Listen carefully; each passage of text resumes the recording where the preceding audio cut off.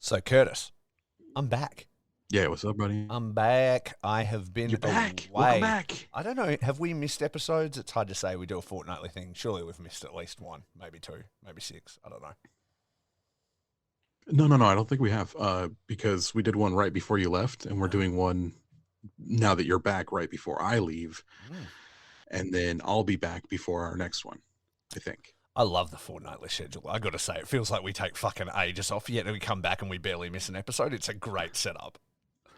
See, I was thinking about that the other day. Like, it's really cool that we've got this fortnightly setup, because then we can allow things to like grow and mature before we start talking about them. Like, we're not rushing to have a take or anything, but also we miss a lot of stuff. You know, like by the time we sit down and talk about Declaration of Power, it's like, what's the point? We recorded right before it, and now it's been 2 weeks since Declaration of Power, and it was a great show. And like, yeah, well, we're moving on to bigger and better, already. Just like New Japan, you just keep on tracking. But that's the thing. I mean, we can talk on that briefly. I couldn't even remember if that's what we had talked about before or not. But I don't think we had, or had I seen it and you hadn't? I don't remember. Where were we at? No. We recorded right before it, because we were talking about Tama and Jay White. Oh, that's right. Yeah, fuck. Okay.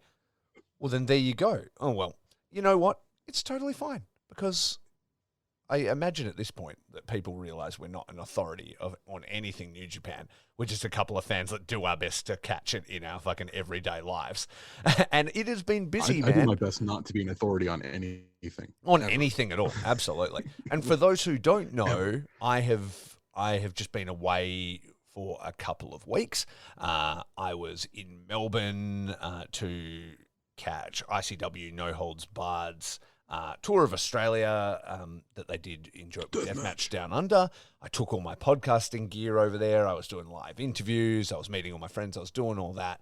I had my birthday. I'm old as fuck now. And then I returned. And so I was unavailable to do this stuff. To be fair, I did try and watch what New Japan I could on the road, but it's hard when you're out there partying and stuff like that. But that's just real life. So I think we can kind of recap what's been going on and what's been happening and what we've been pumped on for the most part. Did you like Declaration of Power? Yeah, I thought it was a great show. The main event was probably my favorite match of the night. I think like a Jay White main event's always good for me. Yeah. Let's run down the card. Yeah, actually, please. If you've got it there, refresh me of it, because I mean, this is the life of a wrestling fan, right? Like, the stuff doesn't stay evergreen or whatever, almost. You know what I mean? Like, you burn through it, and then you're so quickly onto the new events. There's a tournament announced. You're looking at the Royal Quest replays. You know, you're doing all that, and you're burning on. You can barely remember where you're at. So if you're not immediately talking about something, it can be hard to remember it. So let's ring it back and let's see what we remember real quick. We won't get too bogged down in it, but. Yeah, so the first match on Declaration of Power was Ren, Robbie Eagles, and David Finlay taking on Yoshinobu Kanemaru, El Desperado, and Doki for his big return match. It was only 7.5 minutes long, but I don't think Robbie Eagles or David Finlay even fucking stepped into the ring. It like, didn't no one feel got like tagged in. It was the fucking narrator show, hey, and he showed out, the son of strong style, as they call it, and I'm that is the fucking hardest, most fuckedest fucking nickname ever, dude. I love that shit. The son of strong style. Fuck yes, dude. I know. Talk about a fucking moniker. I got amped when I heard them say that. I said to you the other day, because you were like, make sure you check out, the TV tournament, Narita Ishii match, and I did, and I loved it. And we can get into that more in detail. But I said to you then, I'm like, how did this nerdy kid that I used to watch get like bullied on the bus by fucking Ospreay, reaching out the bus and pulling his hat off his head, and he looked very upset, and all this stuff turned into the hardest motherfucker in New Japan, because that is what's happened. Shibata is building killers, and it's fucking amazing, man. He's straight up, who was like, you know how they said that when Shibata's brain was bleeding, like everyone claimed that like they took his brain out of his fucking head and shit like that. Like, that thing that Dave's. I was about to make this same fucking joke the other day, and they put it into Ren Narita. That's what they did. I reckon they must have. And you know who also made this joke? Our boy Josh from We Work Stiff. Somebody went, fucking, what's he done to fucking get this? And then Josh made that joke, and I literally tweeted to him like, I was seconds from making this same joke, and then hilarious that you just made it too. we got the same fucked up. I'm sorry, Josh. You didn't know, but we all have the same fucked up sense of humor. Is the point? And I was thinking the same thing. I'm like, where is Shibata though? Nobody's seen him. That's because his brain lives in Red Narita's body. Is what's happening. He's a straight up clone, like the fucking Attack of the Clones, Star Wars Episode 2. Dude, like it's fucking Ren Narita on the poster. Had like, you told me that as a baby though, like when seeing him as a young lion, I would have never believed you. No. And his voice is quite deep too. Like he's like, and you're like, oh fuck. I mean, last time before he took off to the LA dojo, he was like, he's a junior and he competed in the Best of the Super Juniors that year, and he went like 1-9, like, or 9-0 and 0-9-1 or something like that. Like, yeah, he got fucking handled. And yeah, he was a young lion at the time, but like, he had a couple of cool suplexes, and you're like, oh, I can see something coming to this. You watch him on Strong, and like, he's a fucking stone cold axe murderer. Like, what the fuck, bro? That's it, man. He has come a long way, and seeing him develop and stuff is really impressive. In fact, all the young lions at the moment, like, I don't think there's ever been a group of young lions and returning young lions that are so fucking like rigged out as well. Like their conditioning and stuff, like all of them, like, Suji, Umino, fucking all the LA dojo boys. Our boys Connor's one of these, like jacked. What about Coughlin? Looking like a fucking actual robot? I know, he's fucking crazy. And you're just like, these dudes are pushing each other like to a fucking level like that's next level. And when these guys start hitting the fucking roster, everybody's going to know about this like new wave of like New Japan kids. Oh, we didn't even talk about Yuya and shit. Yeah, dude, Yuya, like, dude, chicks get wet for Yuya, man. That's what it is. I don't know if you could say that. Can I not say that? Oh, you could say we get wet for Yuya, which is probably also true.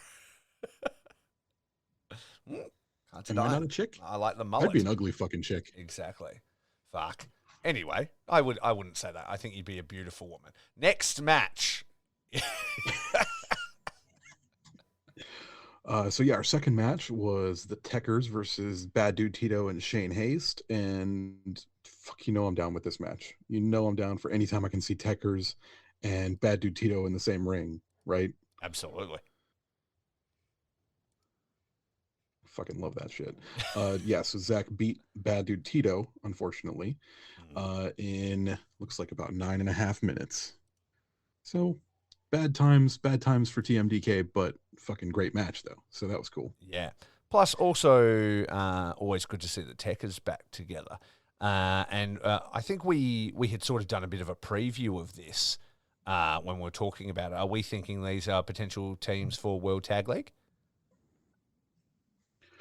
I think so. I mean, I would rather see Shane Haste and Mikey Nichols together, but like we said last time, God knows if he's ready to go right now or not. If he wants to spend a fucking month doing, whatever in Japan. Yeah, so I feel like every time I see him on social media, he's holding a baby of some type. So I think that's probably got something to do with it. That could definitely have something to do with it. I know if I was busy holding babies, I probably wouldn't want to wrestle either. Nah, exactly. I don't know where he gets these babies. Who they belong to. Nobody stealing knows. them. Look, Whose babies are they? that's quite the accusation. Let's just imagine they're his babies. Well, I mean, he is a madman. That is true. There's no guarantee they're his babies. Oh God. No, he's just walking around. He's like at the McDonald's, or what is it, Hungry Jack's? He's at Hungry Jack's, and he's like, "Lady, give me your baby." And Takes him from him. That takes him. that He's like, is "You can have him no back after I snap one for the gram." for the gram. For the gram. For the gram. All right. All right. What do we got here? All right. I think, you Ne- know what? Like, I think we just got to fucking move through this card pretty quick. I feel like you're right. I feel like it's ancient news and neither of us are jacked on it anymore. But I think let's just run through real quick. Give these last couple of pants and a shorts and then go to the main event, say. So, because what could we have to say about the team of Taguchi, Hikuleo, and Tanahashi versus Sho, Yujiro, and Evil? I know exactly what I have to say. Yep. Pants.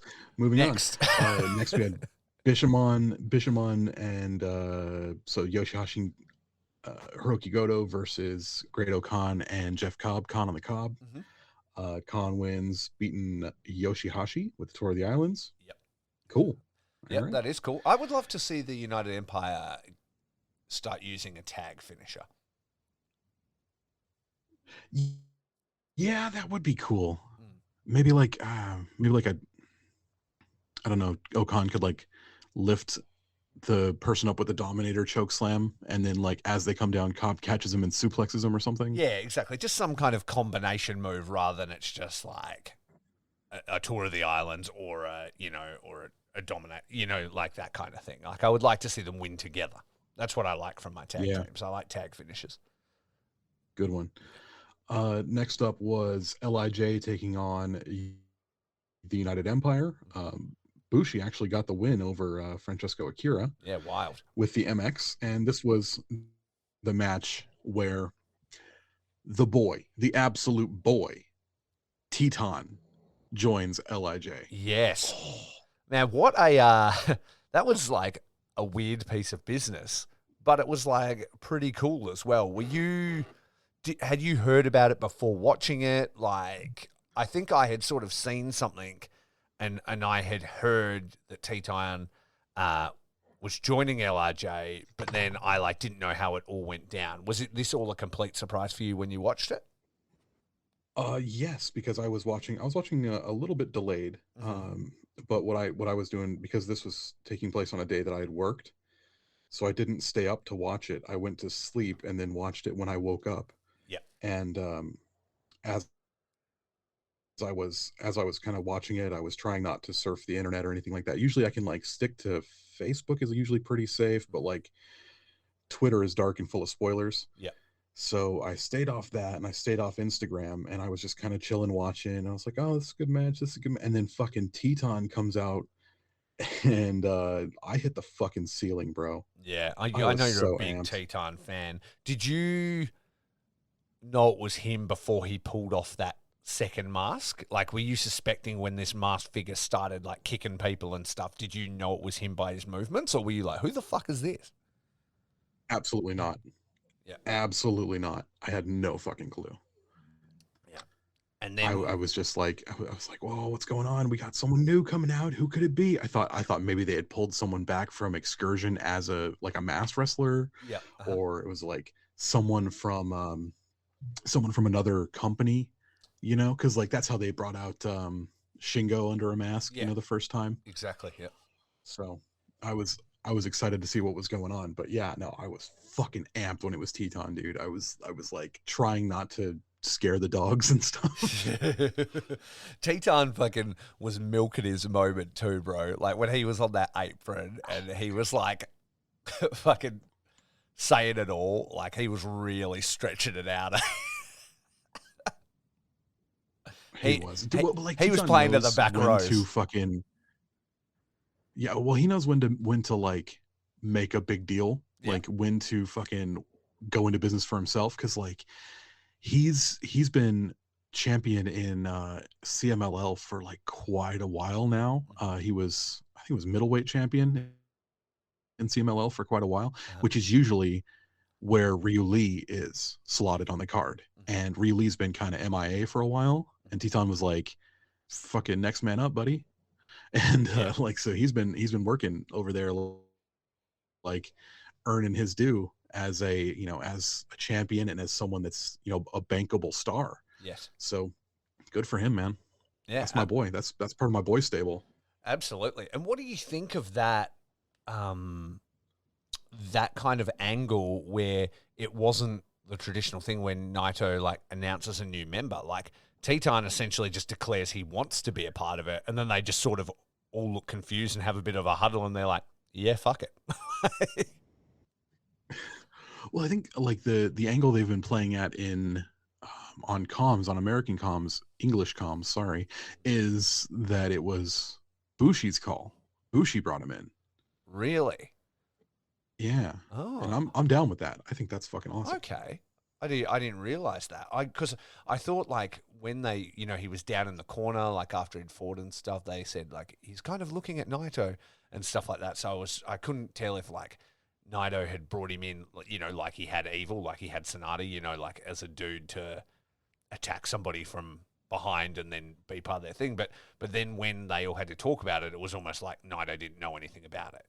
So I think that That's must be the that's vibe. kind of, yeah, what was going on. Like it was Bushi like kind of went into a business for himself there and was like, "Yo, we need someone new here," and like, you're not, you are the leader of this faction, but you're not the only person in the faction. I guess is, Yes.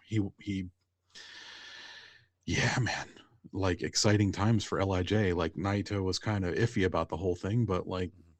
works out for the best, I think. Yeah, well, it's going to be Fucking really cool. Tetons in Lij. I know that's sick, and surely as well that means there'll be like a team in Super Junior tag, right? Like it's going to be Bushi and Teton, which is a cool team, and I think Bushi and him together, like that's really cool and something fresh and something interesting for Bushi to do as well. Mm-hmm. Definitely. And I kind of wonder, where does that leave Hiromu for Super Junior Tag League, or is maybe he taking this tour off? Mm, We don't know, yeah, but it will be I, interesting I to see. can't really I can't really sweat it too much because I'm fucking amped. Yeah, that is sick. I'm interested. I think some fresh blood is a good thing. So I think that's going to be a really fun team, and I think it'll be a breath of fresh air for Bushi as well, who is a very very popular wrestler in Japan for all his fashion sense and his mask and stuff like that. But quite often he feels really stale because they never do anything with him. So it'll Yeah, be interesting to see what those two can come up with, and he's teamed with one of the best luchadors in the world, so it's really cool. yeah. Hmm. Next up, Pants. we had Pants. Yeah, Pants. Yeah. Wado versus Ishimori. Wado ends with how do you say it? Reciente Temente. Two. I don't know how to say his fucking Wado's finisher. Yeah. Yeah, Reciente Temente. Whatever that means. Recycled tomato 2. I don't know Mm. how to say it. Yeah, that Fucking works. whatever. This match wasn't good. It wasn't good. I mean, We good all for know stepping up, that if Wado. if Ishimori isn't really into something, it ain't going to be good, and Wato's still not there at all. Yeah. I mean, good for Wado. Like, good for you for stepping up, buddy. Pants. Moving Yeah, on. exactly. Shingo and El Phantasmo, had their daddy ownership match, which Shorts. was It was awesome. um It I says think the here the best thing about this results. match was Grand Cobra Twist, Takagi retains KOPW 2022 and is ELP's daddy. That's the and is official ALP's daddy. results. My favorite thing was ELP doing to that trophy what we've all wanted to do to that trophy Yes. for fucking 2 years. Yeah. I also loved as well that like when he's like, he wins, he's then like, now you have to say it, and he's doing, and he'll be like, okay, I need water. Like he can't talk and shit. And then he eventually does it. And then he's got to put on the shirt, and then he's got to put on the dummy and get the photo. And then, Shingo's parading around, he's quite happy. And then ELP's like, hug. And he's like, oh, yeah, come here, son, kind of thing. And then he hugs, and then he just punches him in the dick as hard as he could. Straight up dick destroys his punch. trophy and leaves. And I was like, that was perfect. That was the perfect ending to this. And I think it was a lot it was a lot better than I thought it was going to be, just because A it stipulation. wasn't like a piece of shit KOPW gimmick match. It was just a straight up like good match between two people who I fucking love watching. Yeah. With like So that was great. just a dumb victory clause kind of thing. And that made it funner because we were speculating what could it be. And that was almost better. Like I would say, I would say Yes. it is better because Yes. they have great matches together. And then you just get like a dumb bit of comedy at the end that, furthers their sort of story. Yeah. I think that was the best thing that they possibly could have done. Mm-hmm. And yeah, cool. Thanks. Pants. Yeah. I'm Shorts. sorry, shorts, Shorts. not pants. Speaking I of, forgot our own rating system for a yeah, second. no, that's totally fine. So pants to short ratio on the next one, it was Okada versus Jonah. Now, how did you feel about this match? I mean, it was good. It It was good. I was. don't think it had the intensity of their G1 Yeah. match. Um, I'm not going to shit on it. I thought it was fun. Mhm. Do you feel like I think it was good. I think they work really well together. I feel like it was. I think the stip, Yep. like the stip or lack of stip or whatever it may have been, it was all pretty murky. So, like, kind of like commentary were like, hey, Jonah's trying to write his own ticket and maybe get to the thing. But if this was just a briefcase defense, I don't know, for me, maybe it would have, I know, would have held some more stakes. And also, there was sort of that looming thing like, is this Jonah's last match with New Japan? Like, nobody really knows. Yeah. I think a lot of people are expecting that Jonah's probably going to jump ship. Yeah. I hope that he doesn't. I think we're all like, I mean, I've made no bones about it. Like, I fucking love Jonah. Mm-hmm. I was so amped when he showed up in New Japan, and even when people are saying, "Oh, his conditioning's not great" and stuff like that, I was like, I don't give a fuck. Jonah's the man, Mm-hmm. and I'm so glad to see him in the promotion that I love, Mm-hmm. and I hope he stays. I think we're all on the hope he stays train now. Mm-hmm. I think so. I think Um, I can't like even fault though him. like WWE's gonna throw around some money if like they do want him back or whatever and stuff like that, I think he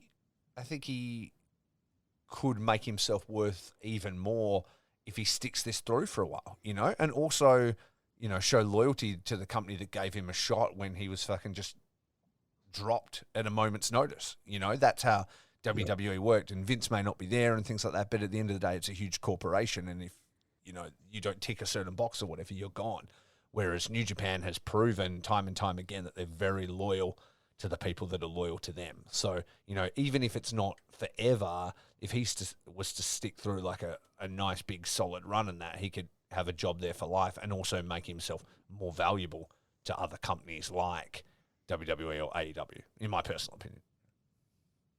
yeah, I think you're 100% right. I think there is value in him proving to be a commodity in another company like a New Japan, Yeah. somewhere where he can make a big name for himself, more than he would be able to on NXT. Yeah.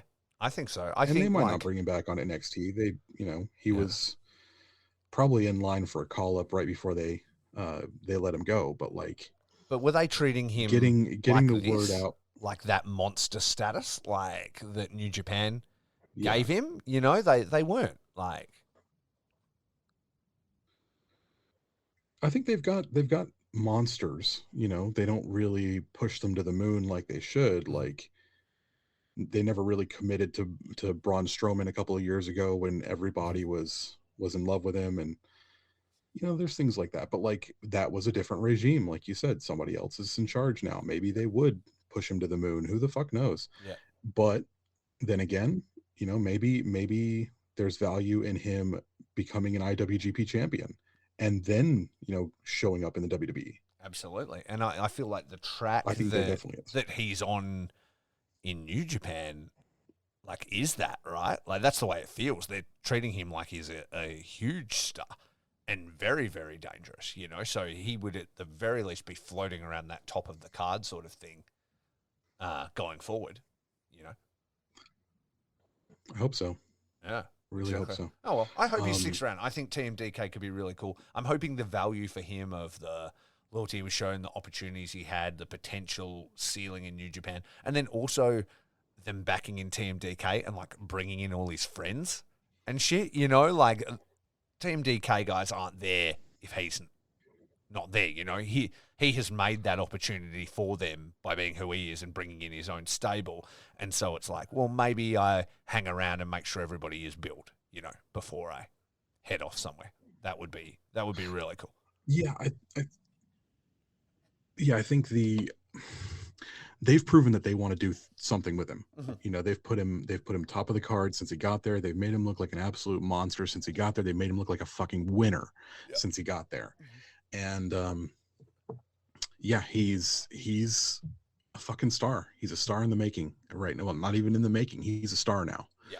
People in New Japan know Jonah. Yeah. So I'm down with it. I think, yeah, fucking stay there and bet on yourself. That's what I hope he does. Absolutely, absolutely, and Cool. and there's also, you know, you're with New Japan, you do then have that crossover relationship with the likes of AEW and Ring of Honor as well, and that doesn't mean you're burning bridges with WWE either, you know. So you can't just sort of figure out. But that said, if a truck full of money backs up to your house, it may be kind of hard to just go, I'm just gonna lock this down real quick. Like, Yeah. I don't Let me know what secure I this would bag. do. I don't know what I would do personally. You know what I Oh, I'd sell out in a fucking heartbeat. mean? In a You better second. fucking Yeah. believe. If I wasn't, yeah, if they hadn't promised me in writing that I was gonna be IWGP champion, fucking headlining a Tokyo Dome or something, and you know they back up the fucking Brinks truck to my door and dump just buckets of money, Mhm. yeah, but you better fucking believe that I'm gonna be on the next flight to fucking Connecticut. How about this though? Like, he had a contract before. He was obviously promised money before. When the going got tough, that just all disappeared very quickly. You know what I mean? It apparently doesn't matter what kind of contract you got, how much money you've been promised. You can still just be made to go away. You know, so how secure is Yeah, that? You know what I yeah, mean? Whereas New Japan has proven for years their loyalty to their talent.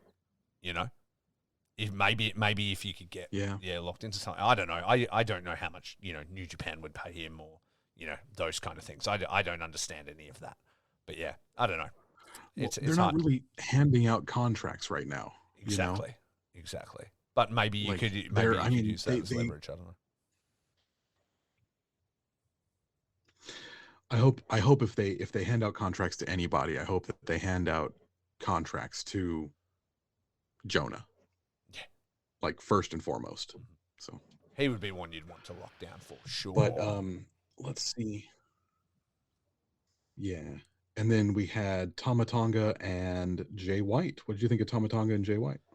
I thought it was really good. I think this feud has really gone a long way. Like, Tama has been elevated so far above what he was. You know, he said in that promo against Jay Yeah. after he beat him in the G1, he was like, thank you for showing me like I could fly, like for pushing me off the cliff and showing me I could do that." And it's true. Like, in every way, I feel like he looked like a main eventer here. Um, and he showed out. You know, it was like over half an hour, I believe, like the match, main event, New Japan style match, and he hung in there. I thought it was really good. How about you? I liked it. I thought that Jay was fucking top tier here. Mm-hmm. I thought some of the spots that they were teasing looked really convincing, Mm-hmm. which isn't the way it normally goes for something like this, which would be considered like a G1 title defense or a defense after the G1. Yes. You know, Mm-hmm. you never really believe uh, that person is going to lose their title Yeah. or lose their briefcase or anything like that. But you know, they proved before that it's something they are willing to do. Mm-hmm. And you know, I suspended my disbelief a Yeah. little bit for There was some Tama, and I great think near maybe that's falls, don't because you think? Like there was some great moments where I was like, "Oh yeah, fuck!" Like, yeah, I really feel like maybe I wouldn't have suspended my disbelief for someone else, but I wanted that for Tamatonga, you know? And maybe I didn't really believe, but I wanted to believe, and that was almost as important. yeah, absolutely. That's what it is. I mean, if you dissect any wrestling enough, you know you can give away that suspension of disbelief and go, "Well, there's no way that Jay's going to blah blah blah." But you've got to live in that with pro wrestling, you know, and you're going to have Yeah. way more fun with it. And if you walk in and you kind of convince yourself, you're like, "Why can't it be Tama?" You know, I want it to be, and so let's see it happen. And then you just like get behind him. You're going to have a way better time. Yeah, form that prayer circle around the good guy, you know? Exactly. For So let me ask you this: now that that's said and done, Jay's off to the main event of the Tokyo Dome, as it's kind of all been heading for a long time. Okada versus Jay White, main event of the Tokyo Dome. It's been coming. What do you think is next for Tama? um, I wouldn't mind seeing a Tama and Jay feud, or not Tama and Jay, sorry, Tama and Will, for the US title. I think that'd be a lot of fun. I would say put the Never belt back on Tama, but God knows what's going on with that. Um, just basically, I don't want him to disappear. I'd like him to stay near the top of the card. If he can't continue to feud with Jay, what's another prominent member of Bullet Club that he could feud with? Could we see God versus House of Torture? That might be fun. Do you think?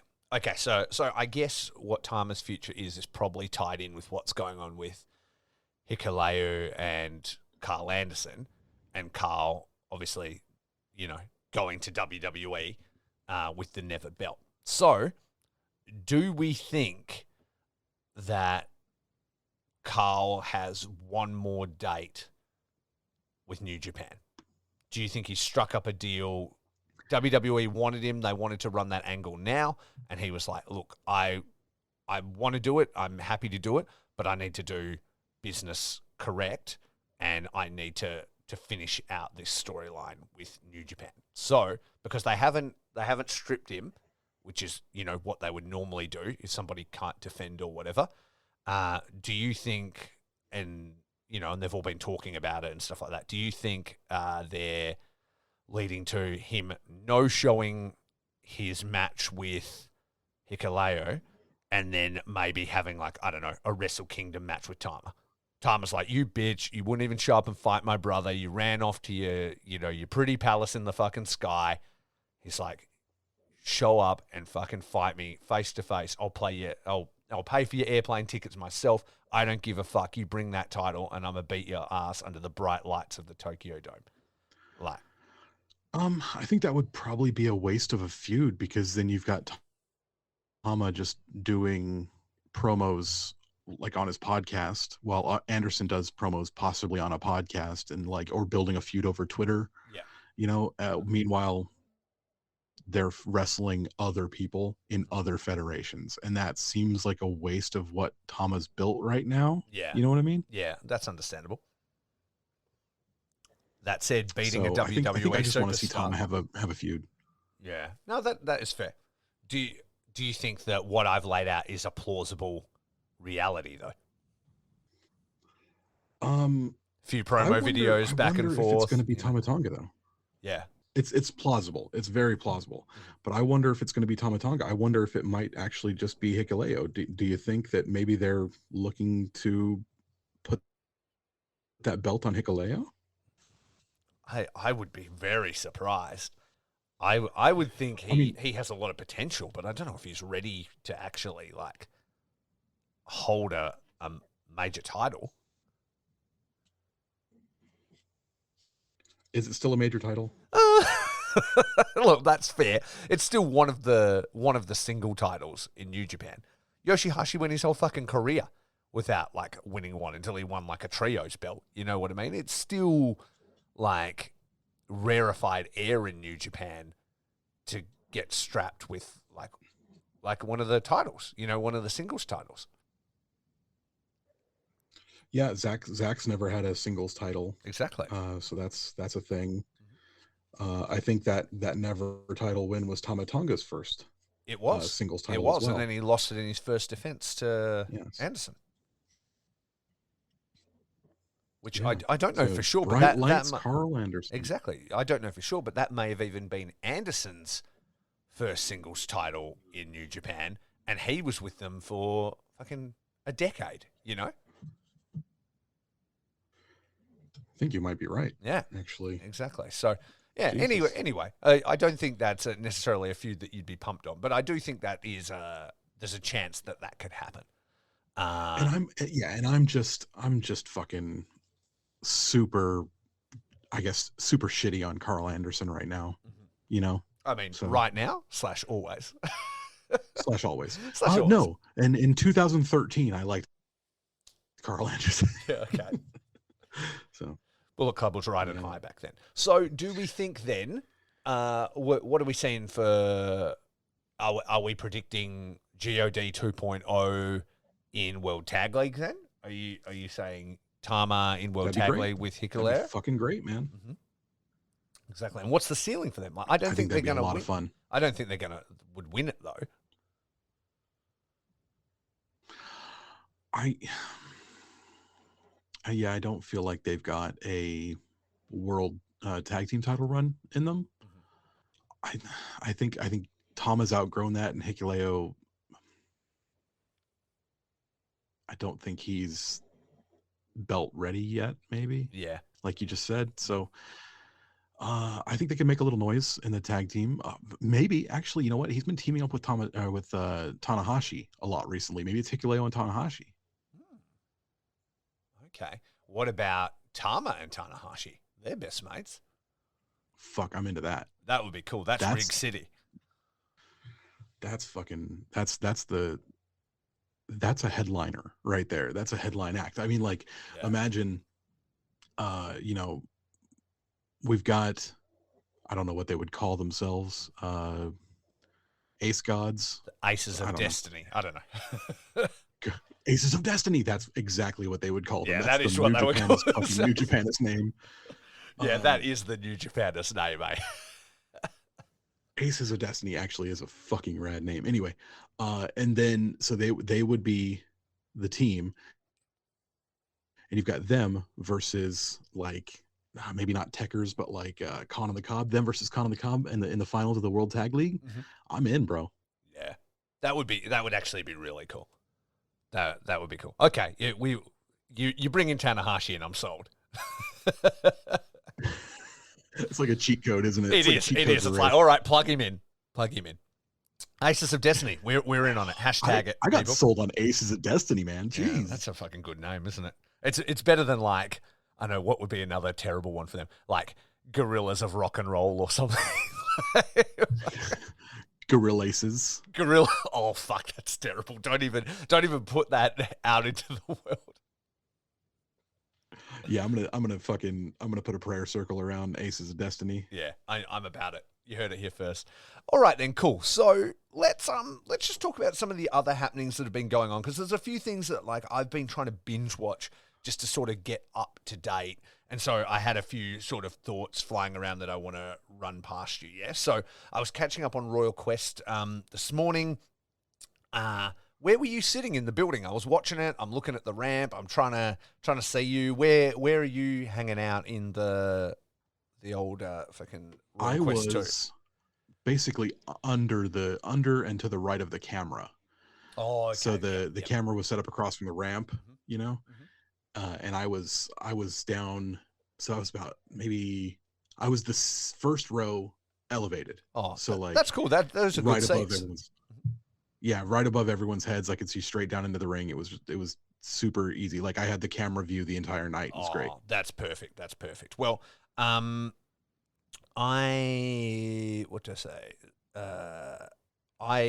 was trying to catch up on it all. I was really enjoying it. I was being exposed to some Rev Pro wrestlers that I've never seen before. And then this morning, before we recorded, I watched FTR versus Aussie Open. I also checked out the ending of Will Ospreay and Shota Umino because I passed out watching that last night in bed. But I will say of the FTR that I'm fucking so old. I can't even complete anything in bed. You know what I mean? Like I'm like, I'll sit up and I'll just watch the Oh yeah, asleep, dude, fucking blacked out. gone. Yep. So just those in order, I guess. The Osprey Umino match, really enjoyed it. You said it many times, but Umino's ready, man. The rig on that dude, like the speed, he was in there hanging with Osprey. It felt like Osprey was his final test. You know what I mean? Like, can you get in there Mm-hmm. and hang at that speed, that pace? He absolutely did. Really, really enjoyed it. And I really enjoyed the story that they started to tell. It's one that was going to be brought up anyway, you know. What do you do when, like, your dad is the fucking head referee, you know, kind of thing? And then they started playing with that and they started just, you know, putting in a bit of that grey. Was it stopped early? You know, did, you know, Red Shoes see his son in trouble and not risk it? He knew that, you know, Sonata had been injured in that same position and so he just called it early. And that is kind of the thing. And that even ties into everything that, you know, Osprey's been saying about, you know, New Japan referees, bullshit, blah, blah, blah, rigged against him and stuff, and then him kind of using it sort of against them. So I think they're starting to play with that. And do you think we're going to see Umino and Osprey light something up in Japan? I definitely think they are. Like so in the building, it didn't feel like an early stoppage to me. I Like didn't think it was. I was If watching it and commentary like wasn't saying that, I would agree. But then when Sheldon did bring it up, he was like, "How long did he hit Sonata for before they called it?" And when I think back to that match when he was doing it to Sonata, he was hitting him for a long time.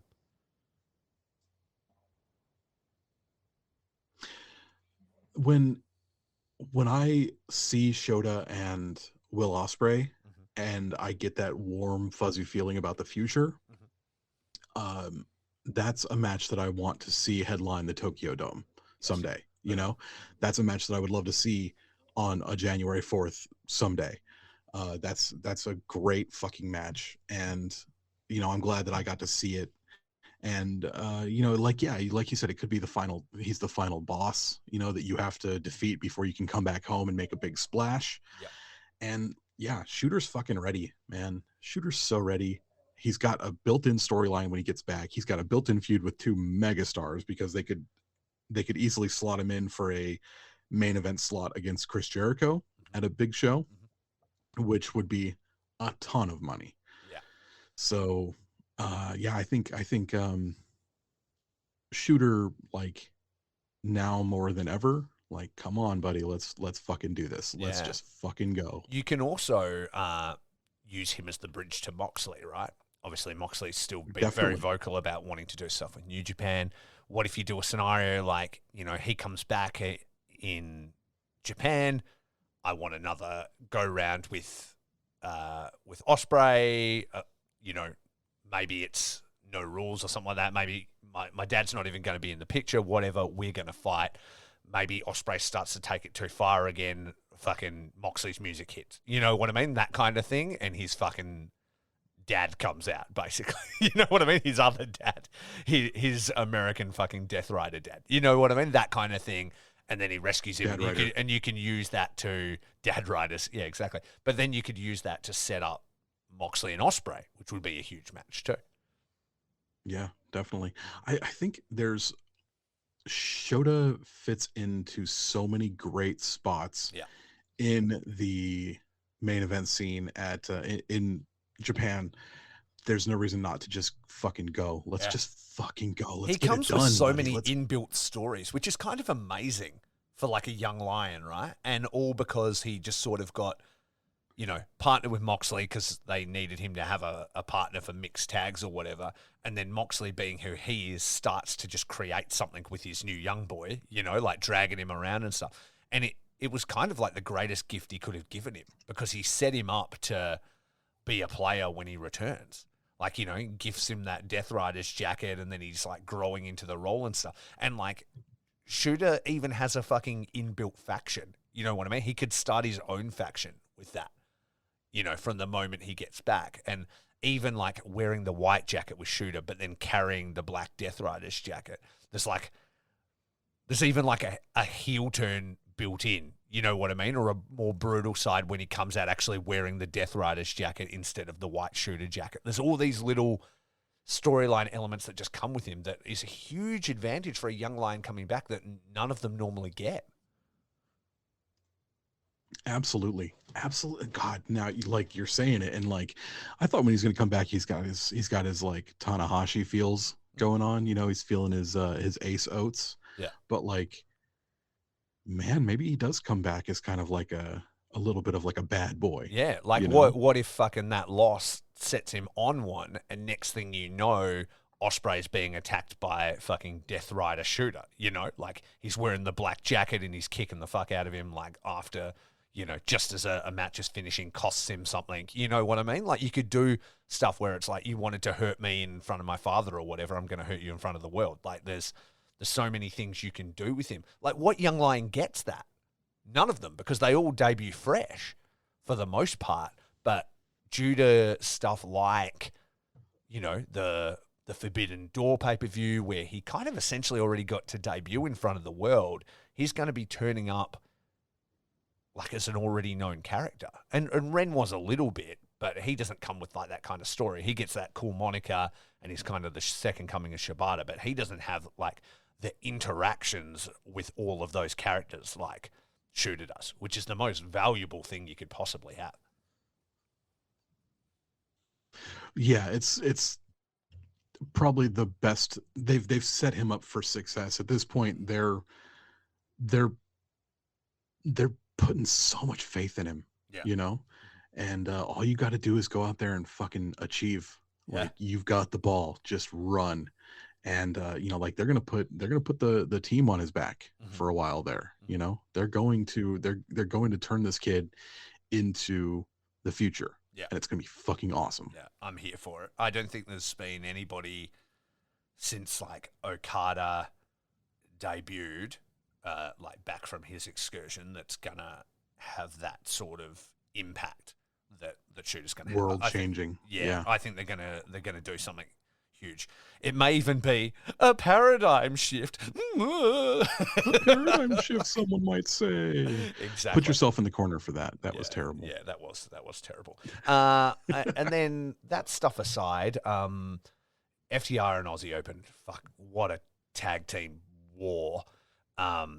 Absolutely loved it. And it was a couple of things. An example of what real good fucking tag team wrestling looks like. It was an example of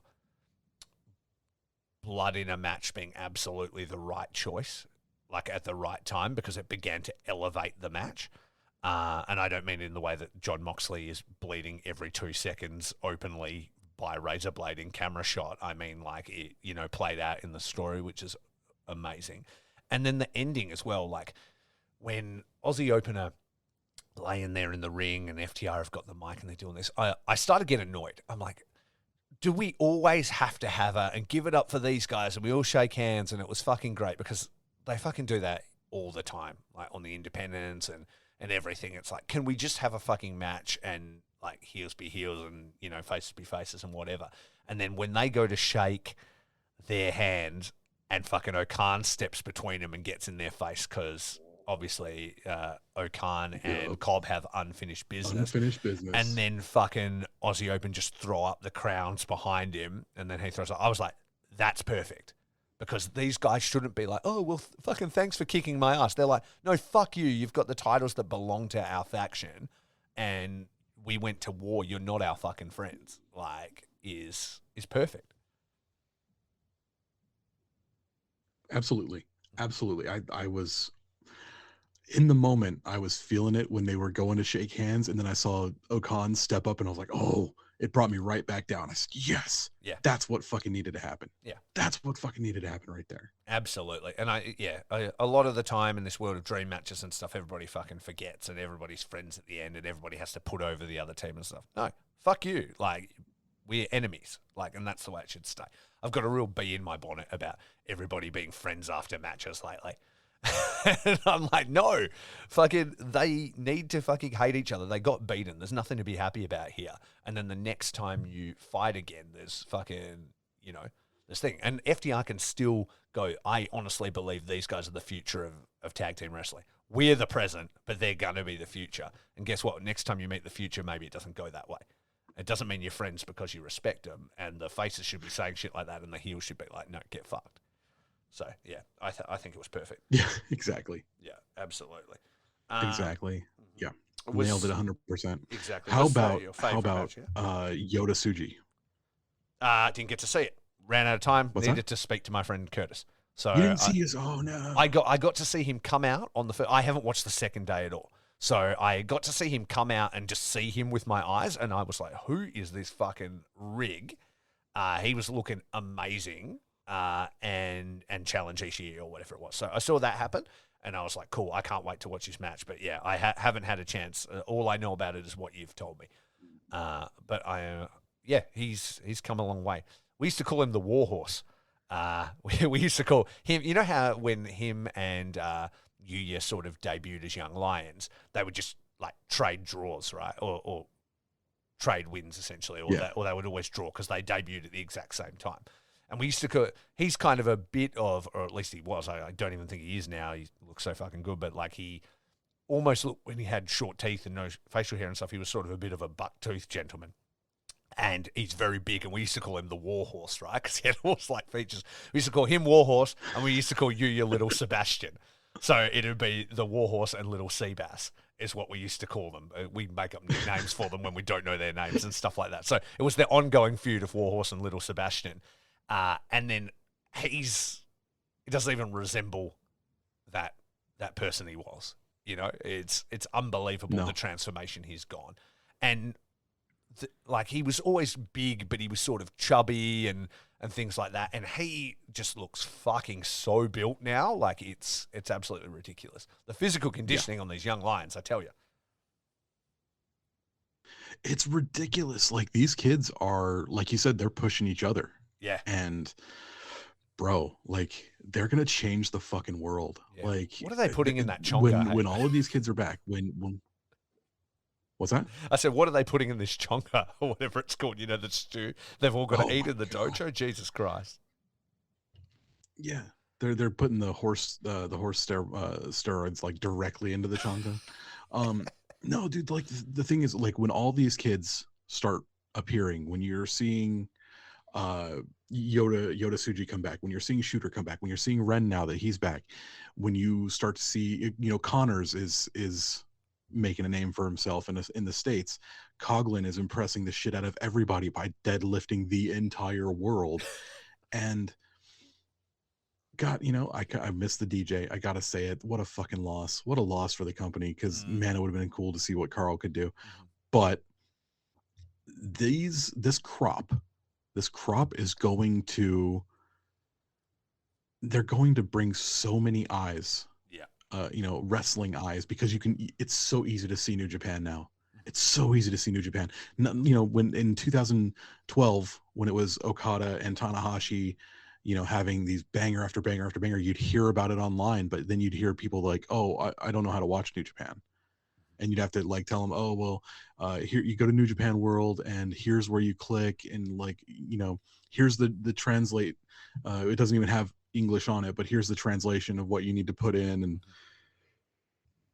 you don't have to do that anymore. Yeah. You don't have to do that anymore, man.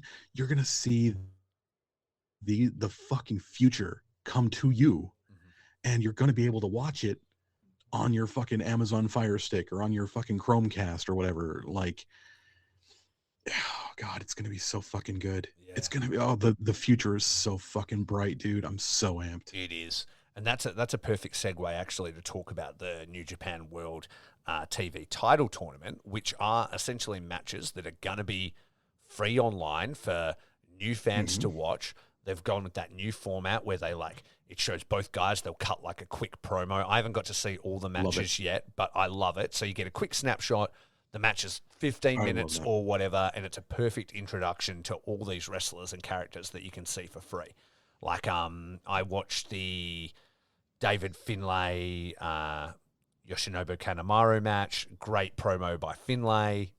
Rebel, Hmm. expect me, all the hits. You know what I mean? Then, and Kanemaru's there, being Drunk Uncle Kanemaru. Then they have like an absolute banger, in and out, on with the tournament. And, Ishii and Narita, what a fucking perfect match for anybody that if somebody was like, what is New Japan? And I had to show them today, I just quickly show them that match. That's like a Yeah, perfect example of like a, under 15 strong minute style match. strong style New Japan match right there. Boom. Photo. That's what it looks like. And so And this knowing that you don't have to say, okay, we're gonna sit down for 34 minutes. You know, yes. like Yeah. I Because hear before I'd that be shit all like, the time do from you shows. have an hour to watch the Dominion draw? Like that is what I would have gone with, which is like my favorite match of all time. And so something like that is a perfect thing to just, get people's feet wet and see if they enjoy the vibe. Yeah, I think when you when you have something that clean that you can just go, here's a 12-minute match, here's a 15-minute match, it's free to watch. If you've got cheering fans again, the future's bright, buddy. Oh my Yeah. god, it's so good. And you're going to be able to put that belt on Ren Narita and watch him just establish the shit out of it. Remember when Shibata was the never champion and he was taking out fucking everybody, like Bobby Fish and Kyle O'Reilly, Yeah. and he was just rolling people? Mm-hmm. Do that again. Yeah. Do that again. Have it be an open weight belt. Have everybody come to Ren Narita and have Ren Narita just fucking kick people's fucking heads So you off you think it's going to be directly through the Narita? You uprights right there in think Kirkmall. it's built for him? I mean, it has to be. Mm-hmm. It has to be. It's too Yeah, perfect. it is too perfect. That's the concern though. Too perfect, right? Like maybe they want to, I don't know, have him lose in the final minute and then be chasing somebody, something like that. Can we do you have the bracket Yeah. there? Can we run through the bracket real quick and see who the potentials are here? Yeah. Let me look, see if I can find the bracket. Vamp for a second. Vamp. I don't know what I'm talking about. What I will talk about while Curtis is looking up the bracket so he can run us through it, I will give a quick shout out to listener of the show, Franco, who was a Perth boy. He used to work at a bar here near my house, and we were fun friends, short acquaintances and stuff. And when I was over in Melbourne going to those shows, he came down and we had nice drinks together and we watched some deathmatch wrestling. And yeah, he's a long-time listener of Okada Shorts. He kind of jumped on that the moment I started it. So shout out, Franco. I appreciated your hospitality. And he gave me lots of beers from the back of a van. And I appreciate that. How are we? Yeah, Franco's a badass. Yeah. He sent me a picture of you and him fucking Oh, did drunk he? as shit the other day. That was awesome. Yeah, we What up, had an Franco? awesome time. He was just going to come down for the one show. He was like, I almost forgot about it. I'll buy a ticket. Had so much fun at that show. He was like, I'm coming back with you because they were like back to back. There was like a midday kind of show and then there was a night show. And we were on one by the end of that midday show. And he's like, I'm obviously coming back. And so then we fucking, he bought a ticket, at the door, came to the night one. We had a wicked time. Then we were hanging out afterwards. It was like a great day of just like partying and hanging out and talking wrestling and stuff like that. So yeah, he's a really good dude, man. So I've got the bracket here. Sorry, I don't mean to cut you off about Franco. I No, love no, you, no, Franco. that's cool. I've said everything I need to know. Franco, you've had your 15 minutes of fame. Move on. Don't move on from the show. It's like, No, continue no, listening no, to the show. no, no. Exactly. We're moving on from the shout out, but All I right, hope you so- appreciate it and I love and respect you, Franco. So today's matches Mhm. were Zack Sabre Jr. and David Finlay, Mhm. which was really fucking good. Mhm. Make time to watch that one. Uh-huh. Very, what's the word I'm looking for? It's professional wrestling. Like they were in there 100% like veterans, Mhm. doing their damnedest to like put each other over, make each other look great, and they were fucking awesome. Like they were so good together. That was a lot of fun. and Zach won that one. And I know you don't care about spoilers or anything like that, but that was the thing that happened. So Zach is one of the final four. Uh, he goes on to face Evil, who beat Yoshihashi today. Okay. So we know Zach and Evil have had a couple of matches so far this year. The last one, it was in the G1, the 45 second match. Yeah, Zach beat them all so quick. And it also, that was the one where he dressed up a young lion as him. And I've also noted to you in messages, I like how Zach is particularly nice to that one young lion. Like he gives him a pat on the shoulder and moves him out of the way and stuff. He's like his favorite one, and I like that ongoing story between them. It's funny because like in the Super JCast Discord today, we were talking about the young lions and what their personalities are right now, and I believe it was Liam. What up, Liam? Who said that you've got Oiwa, who's the pretty one, and you've got Nakashima, who's like the driven, determined, stalwart one, and you got Oiwa, who's a little bit fucking evil. Yeah, and I love it. And is he the one that Zach dressed up? Is that Oiwa? Yeah. Yeah, okay. That's I'm sorry, that's Fujita. Oh, that's Fujita. Fujita's the evil one. That's the one that Zach dressed up, I believe. Yeah, that's cool. So the next matches, which happen on the 30th, which is what, Sunday? Yep. Yeah. That is going to be Sonata and Kenta. I know you're going to love that match. And actually, Sonata's been really good lately. Yeah. And Ren Narita versus Toriano. So, okay, here's the thing. Best case, worst case right now. Best case, worst case right now. Zack Sabre Jr. versus Evil. Best case, worst case. Well, best case is obviously Zack. Worst case is Evil. Okay. Sonata Kenta. Am I going to say best case is Sonata? I don't think I am. Surely I'm not. And... Oh, am I? I don't know. He has been better. Kenta, huh? Oh... I just don't know, because I just don't think Kenta's been delivering matchly. Can I sell you? Can I sell you? Can I sell you on the best case scenario being Kenta? Yeah, please, hit me. Kenta is former training partners, former best friends with who?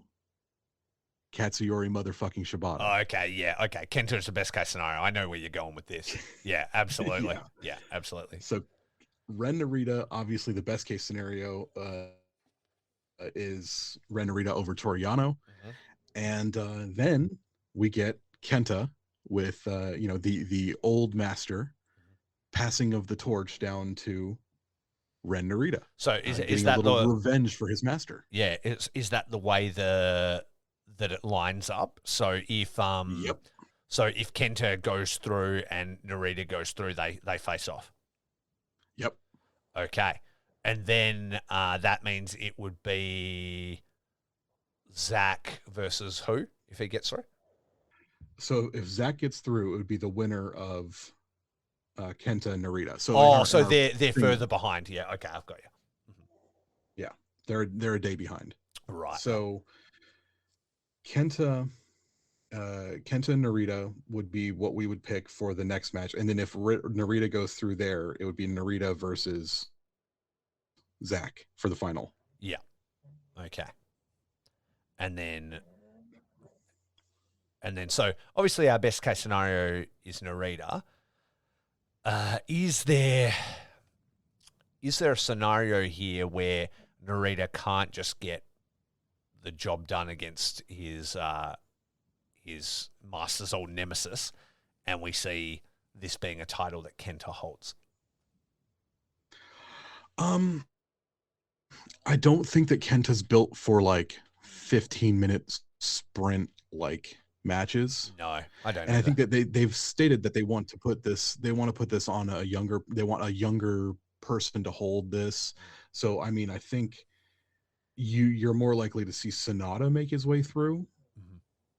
Probably. Yeah. I mean, if or that's what's going to happen. yeah, or you could go, yeah, if they wanted to put it on Sonata or something like that. But again, like you want it to be somebody with that work rate. I feel like those fast 15-minute matches, and I'm not convinced that Sonata it would even do that well. Uh, so I'd be thinking this is made for Narita. Hey, I mean Zach could definitely hold it. Like Zach would be cool, though. Zach Yeah. Oh, you guess. Zach's matches aren't always like 15-minute speed Yeah. matches though. And Like, also, he's a bit of an and acquired that's not to say taste. that he can't just Yeah. have a match. He is. That's not to say that he can't have a match where he just like snatches a heel hook at like 6 minutes in. Yeah. It happens. But Zach, the coolest Zach matches, the ones you want to show people are the ones where he's like getting his ass kicked a little bit and then grabs a move and puts you on the ground and like just stretches the shit out of you, and you've got to find a way to escape him. And like that if you get to your feet, you can fucking power bomb him and you can fucking slap him till his fucking chest turns purple. But like if he grabs your wrist, you're fucking done. Yeah. And it's that chess match for like 20-25 minutes. Those are the coolest fucking matches for him. So like a 15-minute sprint title is, I mean, it would be fine, but what's better, a 15-minute sprint Zack Sabre Jr. match or Ren Narita and Tomohiro Ishii's like that sort of like the sprint like slap the shit out of you fucking strong style match. Exactly. So is the most realistic scenario here? Zach probably loses to Evil. Evil gets his win back through some bullshit, and then Narita needs to overcome Evil's bullshit to become the champ. In front of a cheering crowd Yeah. at the Tokyo Dome. Yeah. Is that where this gets decided? In the Tokyo Dome? That is. Oh, then yeah, that would be the match. That'll give Evil something to do. It'll give you a place to put all the House of Torture goons because they can all be fucking around. Then Narita's overcoming them all. Maybe even Shibata comes out to fucking back him up and dispose of fucking House of Torture minions. Narita gets crowded at the Tokyo Dome. That would be sick. That would be sick. That's what everybody wants, right? They want hesitation, drop kicks. I want to see Narita versus Zach, but I think you're right. Yeah, I think that would be that's like the hero's journey. That one. Yeah, yeah, that's the best one. Yeah, that's so I guess if from then on, you can have those great like work ready matches showing up on social media and stuff like that, like they are. Yeah. So yeah, I think so. I think you're right. Fuck and yeah. I guess the other way would be if we want to show the world that Narita can really wrestle or whatever, then you have him versus Zack, and you have them have some fucking epic at the Dome. And Narita still wins. and that's when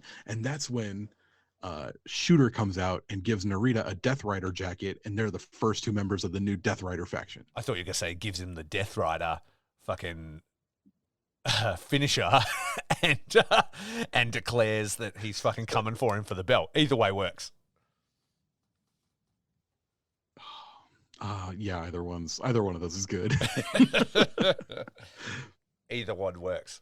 Oh, well, that's fun. And then I guess worst case scenario, Yano wins it and then declares it the new KOPW belt and goes back to stipulation matches. Yeah, Yano's like, this is the youth movement. Here I am, 40-year-old Yano. Yeah. Fucking, all right. Well, I guess the last thing good. to touch on then would be the shit that's been going down between the great Muda and the great Okan. You said that you spoke to Okan and he said it was going to happen. I fucking loved the misting and the promos after. And then the fact that afterwards, like, you next see Okada and he's got the full face bandages, like wrapped up like a mummy. That shit's so good. So cool, didn't he? Yeah, he did. Dude, he came out looking like Hush from the Batman comics. I know, it was fucking so badass, man. It was so badass. And then he's like, oh, I'm so fucked up. But then he immediately attacks. I wonder if he is he keeping the bandages on for a while? Because I love that look. It looks sick. Yeah. It really does.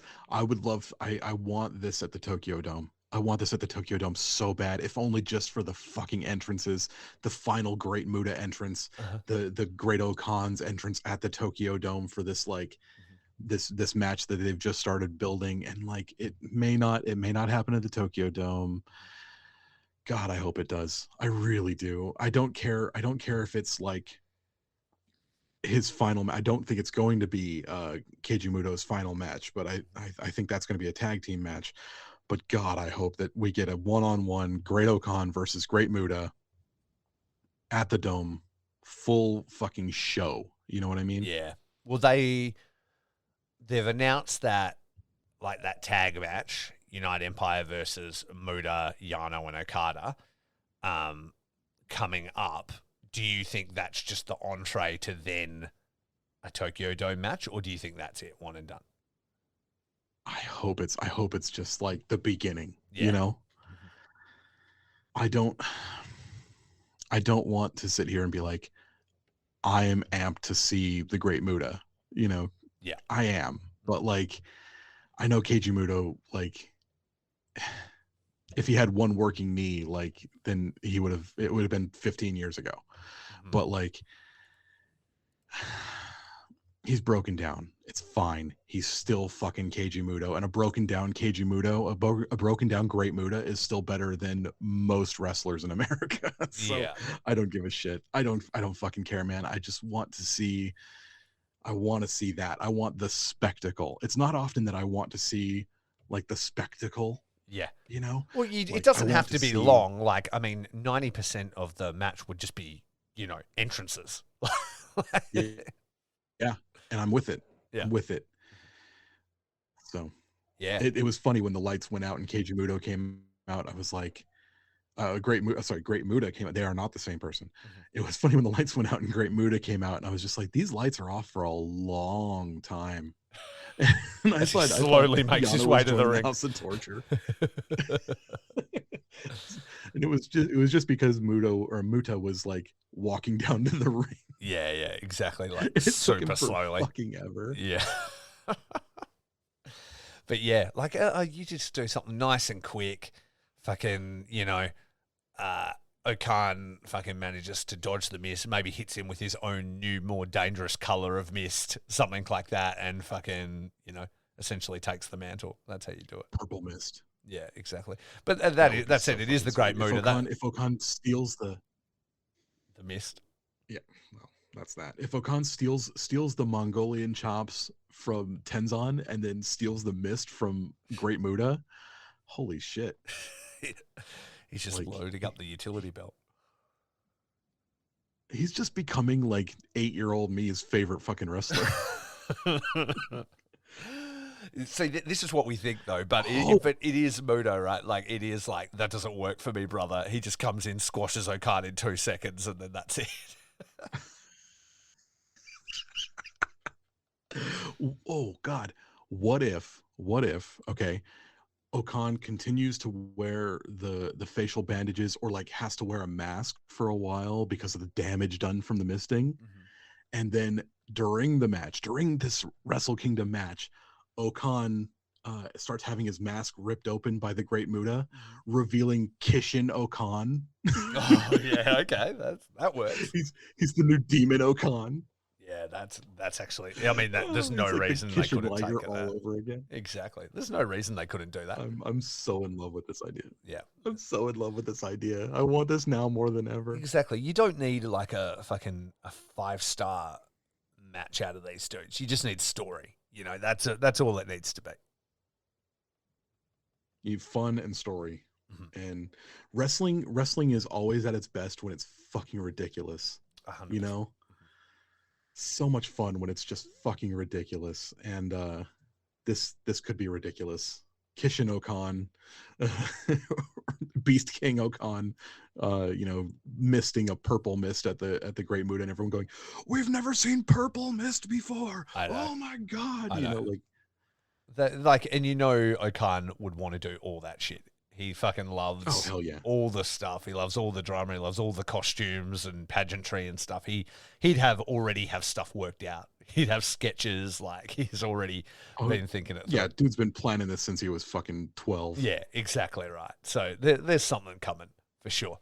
I think he's going to use it to his advantage. His promo after he was misted, where it's just like, the pain, it burns, and stuff, like, just carrying on for so long. So great. Yeah. So fucking cool, man. So fucking cool. It is so fucking cool. You know what else is cool? What's that? Security on the internet. Oh, you got me. You got me. I knew when you said it. I said, it's our time. It's our time to tell the people. Mm-hmm. You know what we're going to tell the people about? Well, I think I do, because I brought up the segue, but please tell me. We're going to talk to the people about security on the internet. That is what we're going to talk I mean, about. that's exactly what you said. Yeah, it's like I mentioned. Absolutely. How do you stay secure on these here net webs, on these this interconnected web? Guns.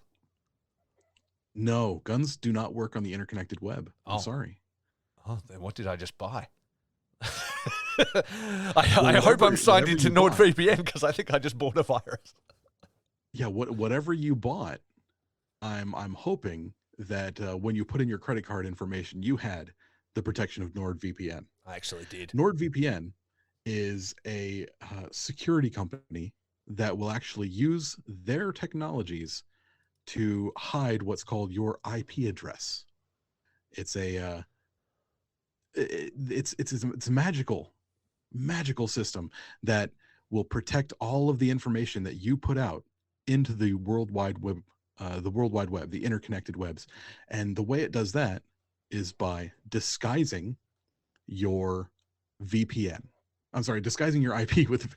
I'm rambling. It's 3 a.m. No, I know what you're saying. What you're saying is that NordVPN essentially has the same effect as blacking out the lights for a Great Muda entrance, and it works for just as long.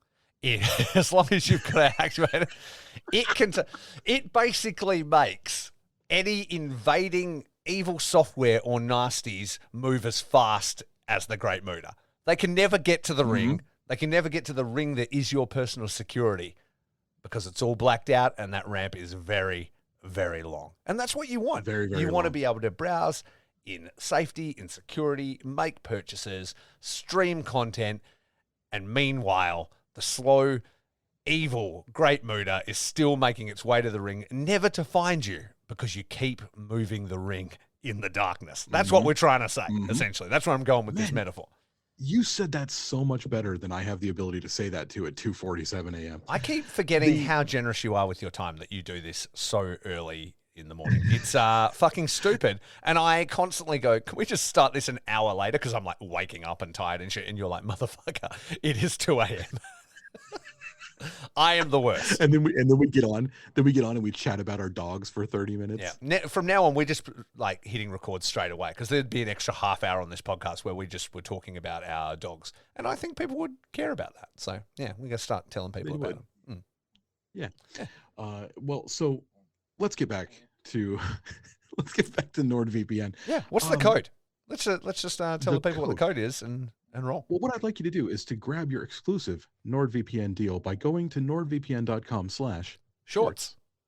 You get a huge discount off your NordVPN plan plus one additional month for free. It's completely risk-free because Nord has a 30-day money back guarantee. I almost got through that without fucking it up. Damn it. That is okay.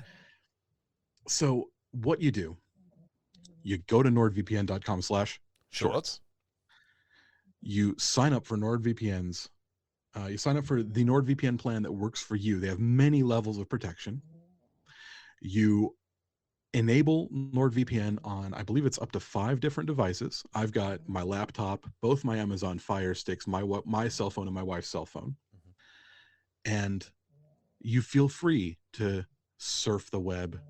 You feel free to shop online without people gathering your information for nefarious means.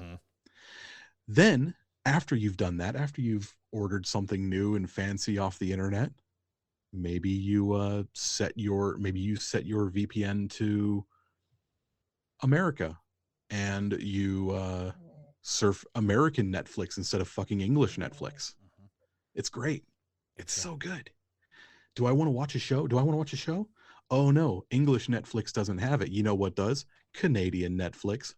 boom. Boop, NordVPN. And then my wife is happy because she's watching my so-called life on Canadian Netflix. It's hot. It's fantastic. It is fantastic. And that is like everything you need. There is different levels that you can choose to suit you, different plans, everything you need. So do it. And it like doesn't affect your internet speed. It's awesome. I've got it on phones, laptops and stuff myself, and it just works awesome. So very happy with the service. And I think if you're the kind of person like we are, or the kind of person that would listen to this podcast, you too would enjoy a lot of the same entertainment and stuff that we do. And it can all be found behind NordVPN. That's right. 100%. Shorts approved. Exactly. NordVPN.com/shorts. Man, I've had a good time catching up with you. You know, like for the last, oh man, I'd say probably 2 or 3 weeks since Royal Quest, I've had like no bandwidth to fucking watch wrestling. And I'm just like, I felt like I had to, you know, and Yeah. that made me resent. That made me resent the fact that I had to. Yes. So I just wasn't. And then I got behind, and I was like, oh, but I really want to watch the tag team, or not the tag team, the TV title tournament. And then I wasn't able to because I was behind. Yeah. And I couldn't catch up. And I just got further and further behind, and it sucked. Yeah. It sucked. And I think that sitting down with you and discussing that has really made me excited for the future of New Japan. And you know, normally I'm very excited for the future of New Japan because you and I talk every day, but like while you're on vacation, I didn't want to bother you. I let you have your vacation time doing your things. You know, I don't want to send you a text at like 7 a.m. when you're fucking been out drinking all night. Which I had been. But now that you're back, yes, you had. Which I got photos. Yeah. But now that you're back and the TV title's in full swing, we can kind of see where things are lining up. We're about to start World Tag League. We're about to start Super Junior Tag League. And the announcement today that Fantastica Mania is coming back. CMLL will be back in Japan. Man, it's, you know, it's the road to Wrestle Kingdom, we get baby. Fantastica Mania back. This is going to be World Tag dope. League's on its way, and Raffe has come home. The future is bright. I fucking love it. Yeah, it's awesome, man. It's always good to catch up with you. I know what you're talking about. Like, the fatigue is real, trying to keep on top of everything and trying to fit it around our real lives. And extra annoying if, like, the internet is shit where you are. Like I said, I tried to watch some of it in Melbourne, but their internet is terrible, and I don't know why. But here in Perth, in the oasis that is my my home city, our internet is always awesome. And I was able to catch up on a bunch of it, and I look forward to catching up on even more of it and what's to come. It's going to be awesome, dude. And I think we're going to be able to hit our stride now. All the leaving stuff is out of the way. We're going to be able to push through and get it popping for real. And then in the new year, even more exciting stuff. Me and my wife are playing around with the idea of returning to Japan maybe in April. And in which case I can, you know, provide some live coverage from Japan, which would be awesome. Can podcast live, maybe even some interviews if any of my the people I know that speak English are around, you know, things like that. So, yeah, things to come for us, my friend. So I look forward to it. And I want to thank everybody for their patience with us and for listening and for continuing to tune in. And, yeah, tell the people where to find you if they don't already follow you on social media. Well, I hope you do already follow me on social media, but if you don't, you can find me on Twitter and Instagram under Eldstructo83. You can also find me on the Smart Foundation podcast, where I talk about classic wrestling with my friends. And you can also find me on the Throw and Dice podcast, where I talk about tabletop role-playing games, tabletop wargaming, and all the hobby that's fit to hobby within. We also talk a lot about Chinese food for some reason. Exactly. Where can they find you, Rafe? They can find me at Faces Feels Cast on all social media. You can sign up and subscribe to Faces and Feels on all your podcast providers, or go to Linktree, linktr.ee/Faces Feels Cast to check out my interview series, where I interview professional wrestlers from around the world. As I said, I was recently in Melbourne for ICW No Holds Barred and Deathmatch Down Under. I did live interview in a beer garden with my friend Casanova Valentine. I've got another one live with Aaron Dick from Deathmatch Down Under. Just released 2 interviews back to back with the amazing gentleman from BDE. That's Big Dude Energy. If that tag team name doesn't get you hooked, then nothing will. So all of those shows. And if you like New Japan content, there's interviews in there with Robbie Eagles. There's other shows talking all about New Japan. So plenty of stuff there at Faces and Feels. But make sure you stay subscribed to Okada Shorts, because Curtis and I have the most fun ever just talking about New Japan. Lastly, we want to shout out the amazing folks at the Count Out Network. They help us get this podcast out and about every fortnight or whenever we do it. And they've also got an amazing Patreon now, which helps us support everybody on the network. Tell them a bit about that, Curtis, as you're better at doing it than me. Well, if you find the naive stupidity of our giving away a free show business model to be oddly charming and would like to give us gifts of money, you can do that at patreon.com/countoutpod. And you got a $3 tier, a $5 tier, or a $10 tier American, and that will get you access to all sorts of different shows where you can really get to know the hosts here at the Count Out Podcast Network. All of the great shows here are run by really awesome people. We have a great work environment. Well, it's not even really a work. We have a great fun, casual environment where everyone kind of gets along. We have a great Slack where we all just kind of talk wrestling. We have a good Discord that you can get access to if you'd like when you sign up for our Patreon. And that just really goes to help us. It goes to help all the people on all the wonderful shows on Count Out. You're helping a lot of great podcasters do a lot of great work. Absolutely. And last but not least, we want to shout out our boy Owen from Riff Your Pod. He has made our banging theme that you are about to hear as we sign off. And if you need a podcast theme or you're a wrestler, you need an entrance theme, we just released the Blood Fighter theme for Alex Cologne recently, which he debuted in Shinkiba First Ring in Japan. If that's not fucking crazy, then nothing is, yeah? Seeing a song that you had sort of a part of creating in that iconic venue is super amazing. So keep an eye out for that. Oh, sorry. I'm going to go to him to get a podcast, or I'm going to go to him to get a theme song for my OnlyFans. The one where you just read people's books. Books. Yeah. Well, what do you think? I was going to show my fucking wiener? No. Read books to people. Exactly. That sounds lovely. Sounds like a nice time. Tell a photo. If you're going to take a photo of me naked, you're going to need a long lens, buddy. What, like a magnification, anyway. like super zoom kind of scenario? Exactly. You're going to need the Hubble Space Telescope. Jesus Christ. This is already off the rails. Anyway, You've derailed us in the final seconds. seconds. Let's move past that. Yeah, absolutely. But thank you, everybody, for listening.